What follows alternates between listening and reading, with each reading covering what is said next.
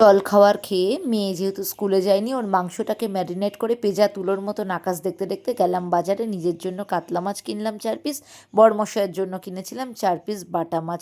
আবার ওই সুন্দর আকাশ দেখতে দেখতে বাড়িতে এসে শ্বাস নেওয়ার টাইম নেই, মেয়ের খাবার রেডি করা, একদিকে মাছ ধোয়া, কোনটা ছেড়ে কোনটা করবো বুঝতে পারছিলাম না। এই রোববার কিন্তু এই রকমই অল্প তেলে তৈরি করা একটা চিকেনের রেসিপি আনছি। পুজোর আগে যেই চিকেনের রেসিপিটা খেলে আমাদের কিন্তু দেহের অনেকটাই ফ্যাট রিডিউস হবে। নিজেদের জন্য ঝিঙে আর বেগুন দিয়ে বাটা মাছ আর কাতলা মাছের ঝোল করেছিলাম, আরও কিছু রেঁধেছিলাম, পরে দেখাচ্ছি। ভাত বসিয়েছিলাম, স্নান করে মেয়েকে খেতে দিয়ে পুজো দিয়ে, ওরে বাপরে বাপ, নিজেকে রোবট মনে হচ্ছিল। কি হলো? এর থেকে টুকিয়ে খেয়েছিস? কেন করিস এরকম? প্রত্যেকদিন ভালো লাগে না। দেখ, চোখ মুখ ওরকম করছিস কেন রে? মাথাটা না আগুন হয়ে যায়।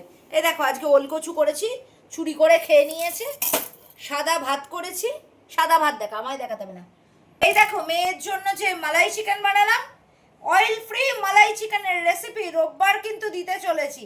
তার থেকে আবার 4 পিস রেখে দিয়েছে প্রসাদ। কালকের একটু বাঁধাকপি রয়েছে। পুজো দিয়ে উঠে না দুটোর মধ্যে খেতে বসতে নাক দিয়ে কান দিয়ে গরম ধোয়া বেরোচ্ছে। এই বাটা মাছ আর এই কাতলা মাছ সব একসঙ্গে ঝোলের মধ্যে দিয়ে মেরে দিয়েছি। এর থেকে স্পিডে আমি অত পথ করতে পারবো না। এ দেখো, শশাও চুরি করে হাফ মেরে দিয়েছে, কিছু বলার নেই। কালকে গতকাল হাসির সাথে আরশি পেজে স্বামী স্ত্রী নিয়ে একটা লেখা লিখেছি। তোমাদের যারা ফেসবুক আছে তাদেরকে বলবো, হাসির সাথে আরশি পেজটায় গিয়ে একবার লেখাটা পড়ো। যদি ভালো লাগে তাহলে কিন্তু অবশ্যই কমেন্ট করো কেমন হয়েছে লেখাটা। খারাপ হলে খারাপ বলো, তাতে কোনো যায় আসে না।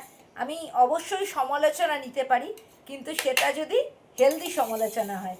তো এখন খেতে বসেছি, সাদা ভাত নিয়ে নিয়েছি। দেখো, একটা হাতা না আজকে কম এনেছি গো। আমার না প্রতিটা পদে প্রতিটা হাতা না হলে না ভাল লাগে না।